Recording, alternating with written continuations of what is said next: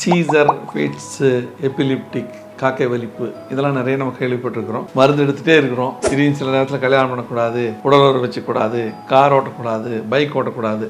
எப்படிங்க இருக்க முடியும்? ஒரே வாரத்தில் ரொம்ப சேஞ்சா ரொம்ப நல்லா இருக்கிறாரு. ரொம்ப சந்தோஷமா இருக்குது. நாங்கள் இப்போ தான் நிம்மதியாக தூங்குகிறோம். ஸோ நிறைய சீசர் க்யூர் பண்ணுறதுக்கான வாய்ப்புகள் நிறைய இருக்குது. அதே மாதிரி நிறைய கேஸில் ஃபிட்ஸை பொறுத்தளவுக்கு என்னென்னா சிவியராக ஏதாவது மெடிக்கேஷன் எடுத்திருந்தீங்கன்னா நியூரலாஜிக்கல் டிஸார்டர் அதனால் ஃபிட்ஸ் வரக்கான வாய்ப்பு, ஆக்சிடென்ட் ஆகிறதுனால வரக்கூடிய வாய்ப்பு, அண்டர் வெயிட், இந்த மாதிரி நிறைய பிரச்சனைகள் இருக்கும். இதை சரி பண்ணாவே சீசர் குணமாக இருக்கான வாய்ப்புகள் நிறைய இருக்குது. பையனுக்கு 2 வயசுல இருந்து ஃபிட்ஸ் வர ஆரம்பிச்சதுங்கண்ணா. பெரிய பெரிய ஹாஸ்பிட்டல்லாம் கூட்டிகிட்டு போனேன், நிறைய செலவு பண்ணேன். எனக்கு எதுலேயுமே அவர் கிளியர் ஆகலை. அதுக்கப்புறமா நான் இங்கே வந்தேன். ஆனால் தம்பி இங்கே வந்தது ஒரே வாரத்தில் ரொம்ப சேஞ்சா ரொம்ப நல்லா இருக்கிறாரு.